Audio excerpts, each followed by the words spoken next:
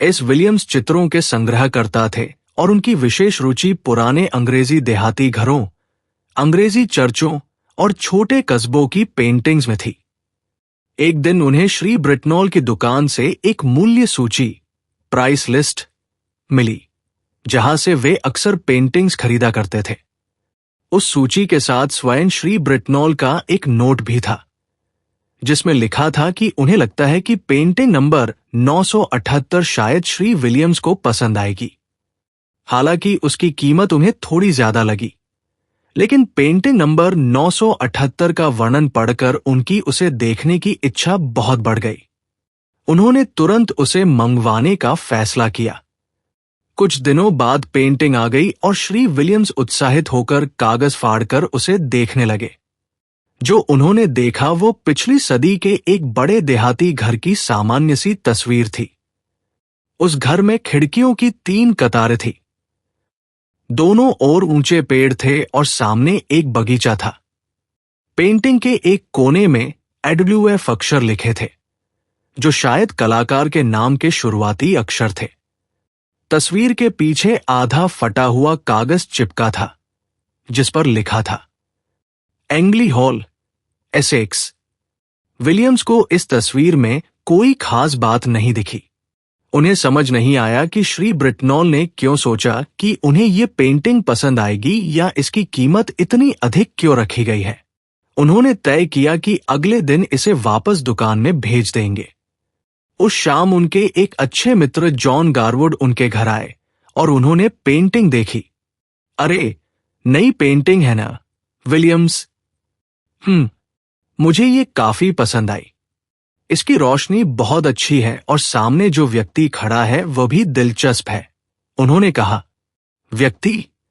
Williams ने पास आकर कहा। ओह हां, सच में। वास्तव में केवल उस व्यक्ति का सिर दिखाई दे रहा था। यह बताना मुश्किल था कि वो पुरुष था या स्त्री। वो तस्वीर के एक किनारे पर पेड़ों की छाया के नीचे खड़ा होकर घर की ओर देख रहा था। विलियम्स बोले, और रोशनी भी ठीक ही है, लेकिन मुझे अब भी लगता है कि यह थोड़ी महंगी है। मैं तो कल इसे वापस भेजने वाला था। थोड़ी देर बाद दोनों मित्र विश्वविद्यालय के कुछ दोस्तों के साथ रात का खाना खाने चले गए। बाद में विलियम्स ने उनमें से कुछ को अपने घर पेय के लिए बुला लिया। उनमें से एक व्यक्ति, जिसे कला में रुचि थी, पेंटिंग को देखकर बोला, काफी दिलचस्प है, लेकिन क्या तुम्हें यह थोड़ा डरावना नहीं लगता, विलियम्स? रोशनी तो अच्छी है, लेकिन घर के सामने खड़ा वो व्यक्ति काफी भयावह लगता है। विलियम्स उस समय पेय परोसने में व्यस्त थे, इसलिए उन्होंने पेंटिंग को ध्यान से नहीं देखा। लेकिन जब वे रात में सोने जा रहे थे, तो उन्होंने फिर से उस पर नजर डाली। वे देखकर हैरान रह गए। अब वो व्यक्ति पेड़ों के नीचे नहीं था, वो घर के ठीक सामने आ गया था। ऐसा लग रहा था कि वो हाथों और घुटनों के बल घर की ओर रेंग रहा है। वो बहुत दुबला-पतला दिखाई दे रहा था और काले कपड़े पहने हुए था। उसकी पीठ पर एक सफेद क्रॉस बना हुआ था। विलियम्स ने सोचा, क्या मैं पागल हो रहा हूं? उन्होंने पेंटिंग को अलमारी में बंद करने का फैसला किया, लेकिन तुरंत सोने नहीं गए। उन्होंने सोचा कि जो कुछ भी इस पेंटिंग के साथ हुआ है, उसे लिख लेना चाहिए ताकि सुबह उन्हें यह सपना न लगे। उन्होंने सब कुछ लिख लिया। उस रात उन्हें बहुत मुश्किल से नींद आई। अगली सुबह उन्होंने अपने एक और मित्र निस्बेट को बुलाया। उन्होंने कहा, मैं चाहता हूं कि तुम इस तस्वीर में जो भी देख रहे हो, बिल्कुल ठीक ठीक बताओ। बाद में मैं तुम्हें कारण बताऊंगा। निस्बेट ने कहा, मैं एक देहाती घर देख रहा हूं, शायद अंग्रेजी घर, और वह चांदनी में दिखाई दे रहा है। चांदनी?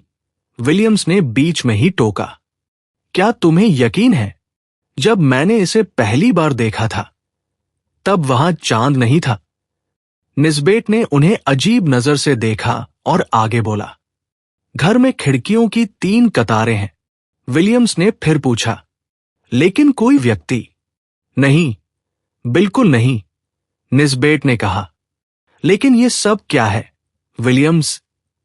निस्बेट ने आगे कहा, एक और बात है, नीचे की मंजिल की एक खिड़की खुली हुई है।